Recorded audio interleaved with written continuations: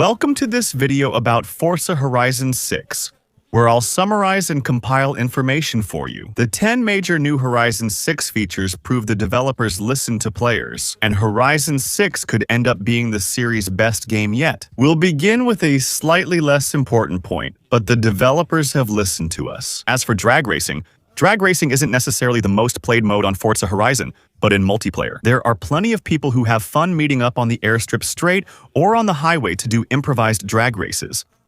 It helps avoid the waiting times related to loading and matchmaking. You never really know if you're perfectly synced with other players at the start.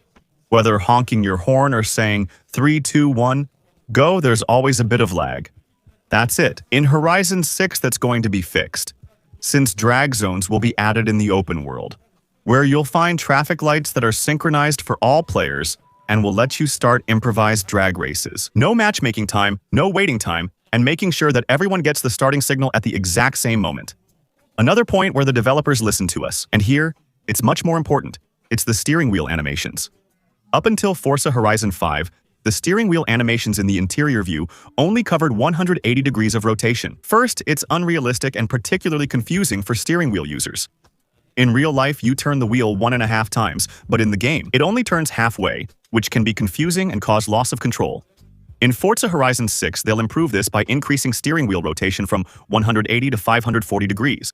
We're not at the 900 or 1080 degrees of simulation games yet, but this will be much better. Another thing that's going to be much better and was also highly requested is the Forza customizations up to Forza Horizon 5.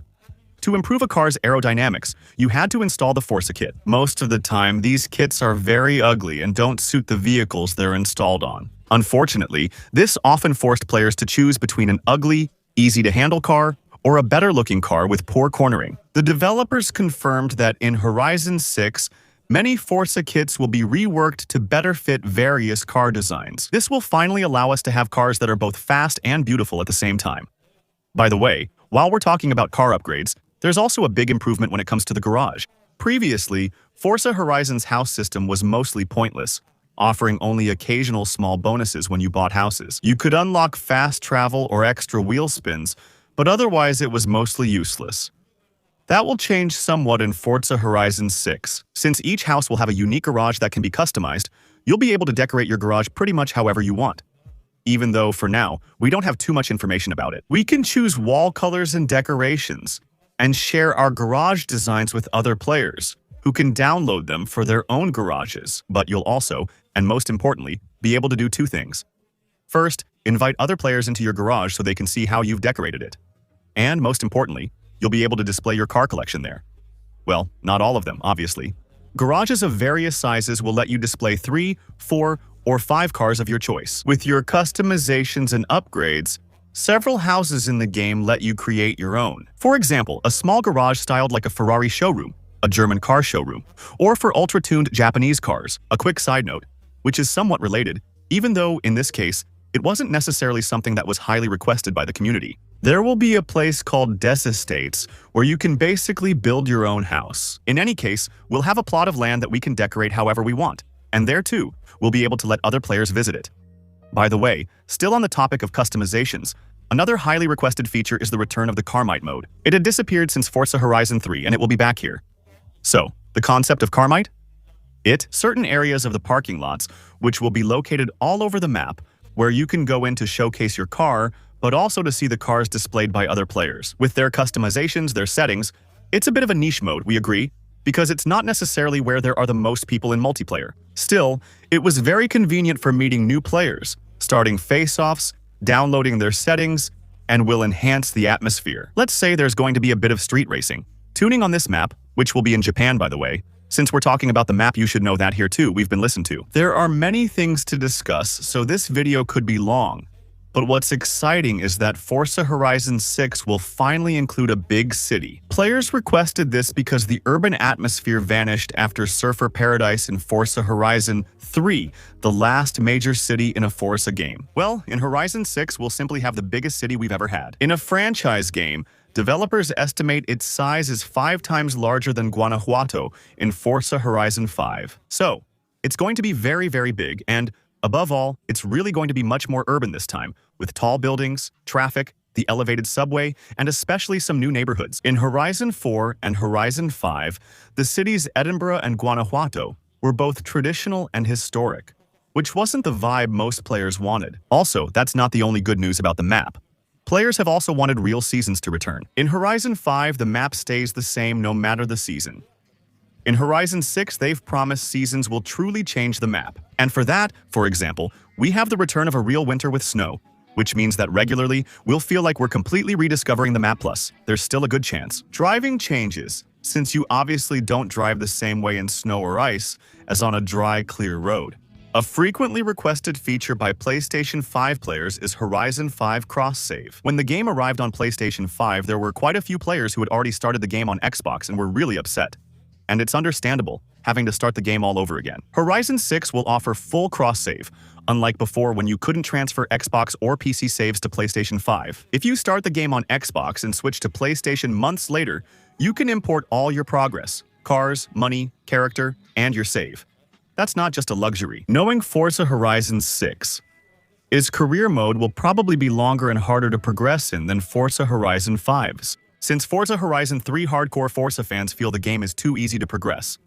See Forza Horizon. Getting hypercars after only 5 minutes ruins the enjoyment of progressing and experiencing intermediate car categories. In Horizon 6, we're returning to a progression system like Forza Horizon 1, so we'll likely spend more time gradually advancing, category by category, instead of quickly getting a hypercar after 5 minutes. That's good news, I hope, though it's not confirmed yet. Wheel spin numbers will decrease, and end-of-event credits will be slightly lower. If not, the problem remains and the community is only partly heard. Also, on the topic of being partly heard, I'll quickly talk to you about car damage, where we don't really know to what extent the devs will go along with us or not. Players say car damage in Forza has faded, especially when comparing Horizon 5 to Horizon 1. In Horizon 5, you can crash into a wall at 300 km/h. At worst, the car gets a quick dent and a few scratches. Compared to Horizon 1, you could lose spoilers. You could really lose some body parts. The drop is tough. On Horizon 6, the developers confirmed advanced damage systems, including tire damage management. Tires will wear based on where and how fast you've driven. Wear and tear will be both physical, since it will slightly affect the car's handling. Don't worry, it's still an arcade game. But it will also be visual. You'll be able to see on the tire where it has been deformed, so that's a good start. Will it go further? For example, will the developers implement a fuel management system or electricity management for electric cars? Maybe even the need to refuel sometimes? Will engine damage go further? Will cosmetic damage, like on the bodywork, go further? We don't know yet. In any case, tire damage is already a good thing. It's been the same for at least 10 years, maybe longer. Players have complained that certain 3D car models like the Silvia S15 and Delta are inaccurate and still unchanged. Forza Motorsport 4 reused poorly modeled cars with only new textures each year, but it's now confirmed these cars are fully remodeled. For Forza Horizon 6, we'll have to see if that's been the case for other cars, or if, once again, we were only partially listened to. And I want to say that might be the case, because some people have already noticed that the Trueno in the Forza Horizon 6 trailers had the same small modeling issues as in Horizon 5 we'll see. They still have a few months to fix things and provide more info. Also, Forza has had a car-related issue for a while, although Forza Horizon 5 fixed it. Partly the car sounds aren't very realistic or interesting.